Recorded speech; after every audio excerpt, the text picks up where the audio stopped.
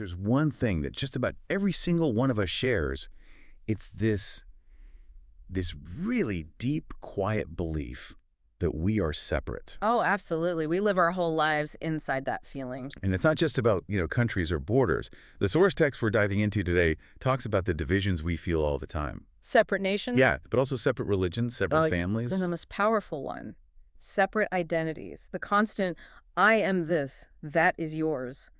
We spend our lives drawing these lines in the sand. Right, and that feeling of being an island, a little self bouncing around in this huge universe. Yeah.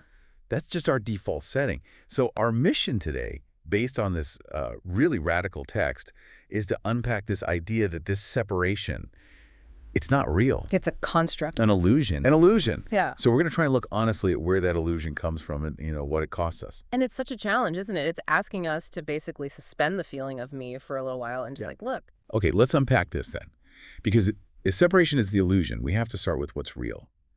Where does the text say we can see the physical evidence of unity? It starts by grounding us in something really tangible, the cosmic evidence. It asks you to just consider the elements that make up your body right now. Okay. The text reminds us that the atoms in your cells, the carbon, the iron, they are the exact same elements that were forged in the heart of stars billions of years ago. So it's not just a nice metaphor, we are stardust. Yeah. It's chemically true. It is chemically, demonstrably true. You are continuous with the universe's oldest material. That is. Wow. Yeah. That's a huge idea to wrap your head around. We think of our bodies as these sealed-off units. Exactly. And the text keeps going. Think about the air you're breathing in this very moment. Uh-huh. That oxygen was just a little while ago, maybe in someone else's lungs, or it was in a tree or an ocean halfway across the world. It's this constant shared current of life. And the water, too.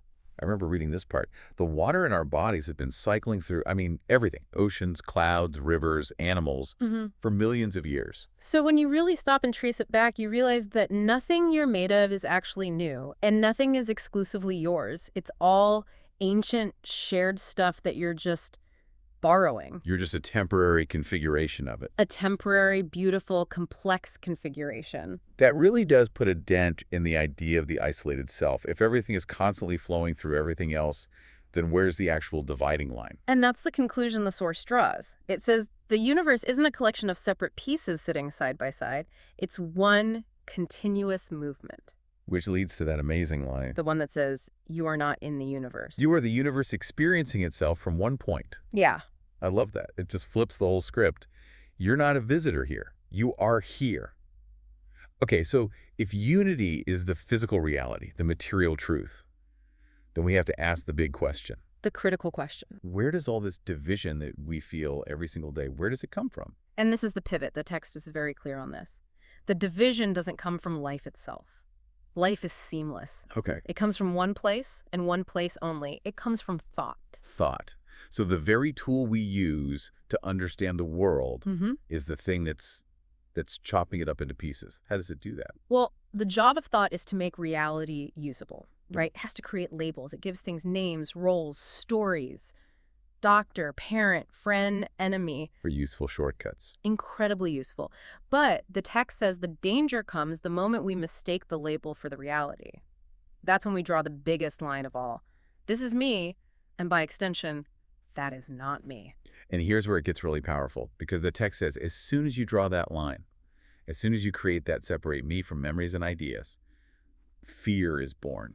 Yeah. Instantly. It has to be. I mean, think about it. If you're truly unified with everything, what is there to be afraid of? There's nothing outside of you to be a threat. Right. But the second you have a separate me, a small, defined self, well, that self immediately has something to defend, something to lose. And what are the fears it lists? They're so familiar. It starts with the fear of loss. If I have this identity, this job, this status, it can all be taken away. Then comes the fear of comparison. Always measuring yourself against all the other separate iduas out there. Which leads to the fear of being less than. And underneath it all, maybe the biggest one, the fear of being totally and completely alone. So all the us versus them stuff we see every day, from politics to just road rage, that isn't some deep flaw in our nature. The text argues it's the learned automatic response of a self that feels isolated and under threat. Division isn't natural law. It's a program we install that traps us in this loop of defending ourselves. Okay, that makes a lot of sense. So division is learned, fear is the result. Yeah. Unity is the reality. Oh, yeah. Let's pivot to the opposite of fear then. Mm. Let's talk about love. We treat love like this monumental effort, Hmm. something you have to work for or earn and sacrifice for.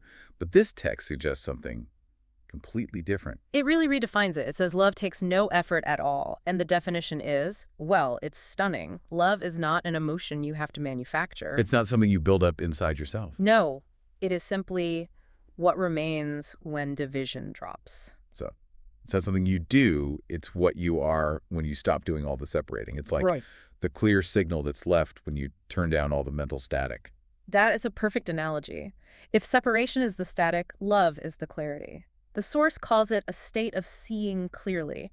And think about what happens when you truly see another person without all those filters. I guess you stop seeing them for their function, not as your boss or your partner or your rival, not for what they can do for you. Or what threat they pose to you. Right. You just see them as another expression of the very same life that's moving through you. They're made of starlight and water and air, just like you are, just in a different form for this one moment. And the source says that in that moment of clarity, love happens automatically. Automatically.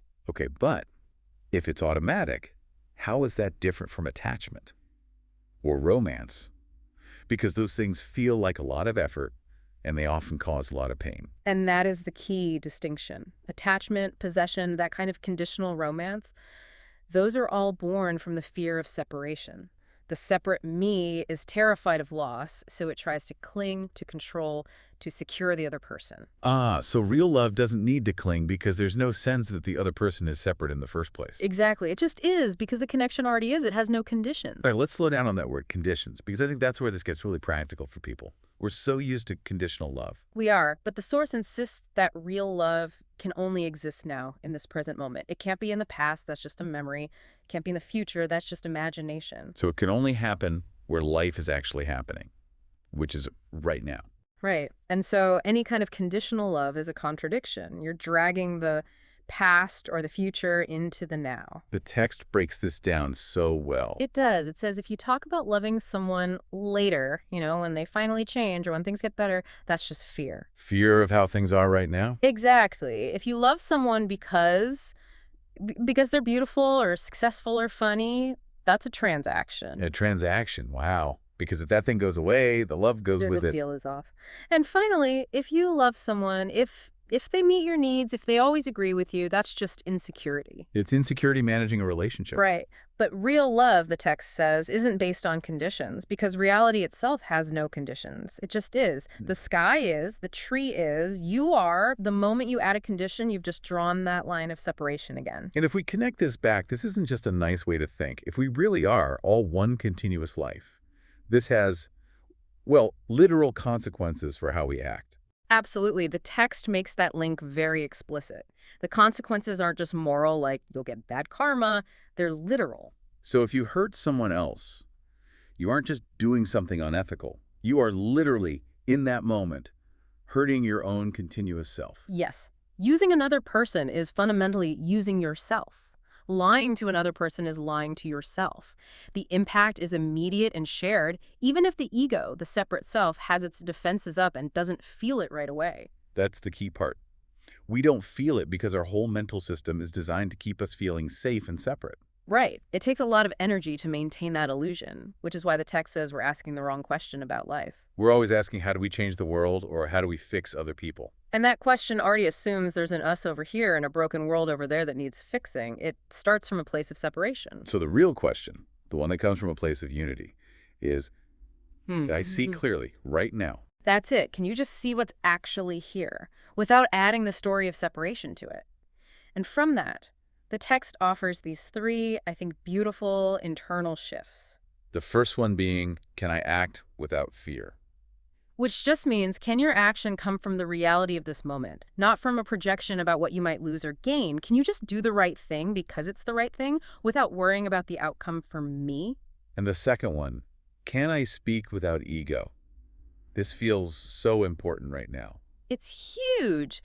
Can you communicate without needing to win or be right or defend an identity? Can you just share understanding instead of trying to correct someone to make your separate self feel more secure? Talking with someone, not talking at them. Exactly. And the last one, which might be the hardest of all. Can I love without trying to control outcomes? Ah, that's about letting go of the need for security. It's the ultimate letting go. Control is all about trying to guarantee a safe future for the little, isolated self.